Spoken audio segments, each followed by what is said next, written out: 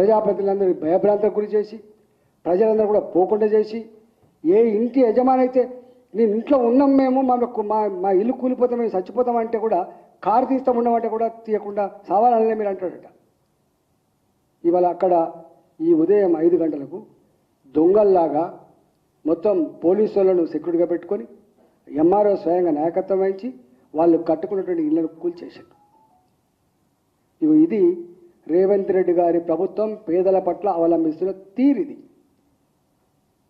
ఇట్లాంటి చర్యలకు పాల్పడితేనే కేసీఆర్ బొందబెట్టిండ్రు, భరించలేకపోయినారు. కాంగ్రెస్ పార్టీ కష్టపడి ఒళ్ళు వంచి అధికారం రాలే. కేసీఆర్ను ఓడగొట్టాలనే సంకల్పంతో ఈ ప్రభుత్వానికి అధికారం ఇస్తే వీళ్ళు ఒళ్ళు మర్చిపోయి కళ్ళు నెత్తికెక్కి అధికారం రాగానే ఇక్కడ అసలు ఎక్కడ పడితే అక్కడనే. దీని వెనుక పెద్ద కుట్ర ఏంటంటే ఇది వాళ్ళకి తెలుసు, అక్కడ లోకల్గా ఉన్నటువంటి నాయకులకు వీళ్ళని కదిలిస్తే వీళ్ళు భయపడతారు. ఇప్పుడు అయ్యప్ప సొసైటీలో కదిలిచ్చి ఏం జరిగిందో ఇక్కడ కూడా 350 ఎకరాలు కాబట్టి, ఆల్రెడీ ఏర్పడ్డ కాలనీలు కాబట్టి, పేదోళ్ళు కాబట్టి, నోరులేనులు కాబట్టి వీళ్ళని భయభ్రాంతలకు గురి చేస్తే వీళ్ళకు డబ్బులు ఇండైరెక్ట్గా వస్తాయనేటువంటి ఆశతో ఈ పని చేసిండ్రు. నేను అడుగుతున్నా, ఇవాళ మున్సిపల్ అడ్మినిస్ట్రేషన్ కూడా ఇవాళ వారి కింద ఉంది. నేను నిన్న కలెక్టర్ ఫోన్ చేసిన, అయ్యా కలెక్టర్ గారు ఏమైనా ఉంటే నేను వస్తా మాట్లాడతా అంటే ఫోన్ ఎత్తాడు. డిప్యూటీ సీఎం గారు ఫోన్ చేసిన ఫోన్ ఎత్తాడు. జిల్లా ఇన్ఛార్జి మంత్రి గారు శ్రీధర్ బాబు గారు ఫోన్ చేసిన ఫోన్ ఎత్తారు. రెవెన్యూ మంత్రి గారు ఫోన్ చేసిన చివరికి ఎత్తిండు. అయ్యో నాకు తెలియదు అంటాడు. మరి తెలియకుండానే అంటే మంత్రులకు రెవెన్యూ మంత్రికి తెలియకుండానే 200 మంది పోలీసులు ఎట్లా పోయినట్టు, ఎట్లా కూలగొట్టినట్టు, గింత సోయి లేకుండా ఎట్లా నడుస్తున్నటువంటి భావన ఇవాళ వ్యక్తం చేస్తున్నారు. అంటే మీకు అధికారం కట్టబెట్టింది తెలంగాణ ప్రజలు ఆలోచించాలి. చాలామంది మేధావులు ఉద్యమకారులు అన్యాయం జరిగింది అని చెప్పి ఇవాళ వీళ్ళకి సపోర్ట్ చేస్తే వీళ్ళు చేసే వాలకమేందో తెలంగాణ ప్రజలు ఆలోచించుకోమని చెప్పి కోరుతున్నాను. నేను అక్కడ ఎంపీని, పిరిజాదిగూడలో నా ఎంపీ పరిస్థితి కింద వస్తుంది. 24 ఏళ్ళుగా మేము ఇట్లాంటి దౌర్భాగ్య పరిస్థితి ఎప్పుడు చూడలే, ఇంత నీతిమాలిన పరిస్థితి ఎప్పుడు చూడలే.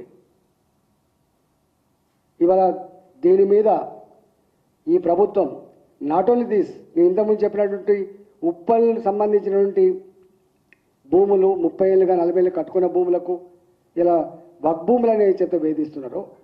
118 జీవో ఆల్రెడీ కేసీఆర్ ఇచ్చిన తర్వాత కూడా దాన్ని అమలు చేయకుండా అది అసలు కొండ నాలుక మధ్యతో ఉన్న నాలుక వెళ్ళాడు. కొనుక్కున్న భూములకు నేను పుక్కడికి ఇచ్చిన భూములు లెక్కించిండు 118 జీవో. ఇలా సాయి ప్రియ కూడా 118 జీవో అప్లై అవుతుందని చెప్పించిండు అన్నాడు కేసీఆర్ గారి ప్రభుత్వం. ఇట్లాంటి వాటి మీద సమగ్రమైన విచారణ జరిపించాలి.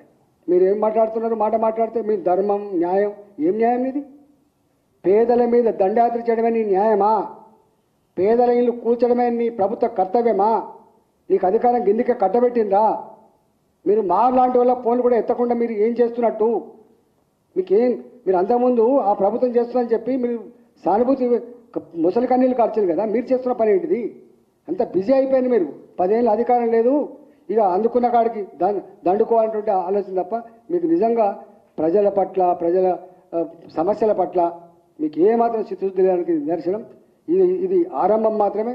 తప్పకుండా భారతీయ జనతా పార్టీగా ప్రభుత్వం చేస్తున్న దుర్మార్గాలని, దౌర్జన్యాలని, నీచమైన పనుల్ని చూస్తూ ఊరుకోవడానికి సిద్ధంగా లేము. నువ్వు అనుకుంటావు ఇలా జైల్లో పెడతావు కావచ్చు, కేసులు పెడతావు కావచ్చు. కేసులు పెట్టినోడు, జైల్లో పెట్టినోడు, భయపెట్టించినోడు ఏమైపోయిందో తెలిసిన తర్వాత కూడా మళ్ళీ గదే పని మీరు చేస్తున్నారు. ఇవాళ నేను అడుగుతున్న అధికారులను కూడా ఇలా నువ్వు పొమ్మనగా పోతూనే ఉంటావు. నువ్వు ఏం ఎంఆర్ఓ, నువ్వు ఏం ఆర్టీఓ, నువ్వు ఏం కలెక్టర్, నువ్వు ఏం సిపిలు, మీరు ఎవరి మీద దౌర్జన్యం చేస్తున్నారు? మీరు చట్టం లేదా, సిస్టమ్ లేదా, పద్ధతి లేదా మీకు? గతంలో బాధ్యత మరిచిన అధికారులు, సిస్టమ్ మరిచిన అధికారులు, చట్టాన్ని మర్చిపోయిన అధికారులు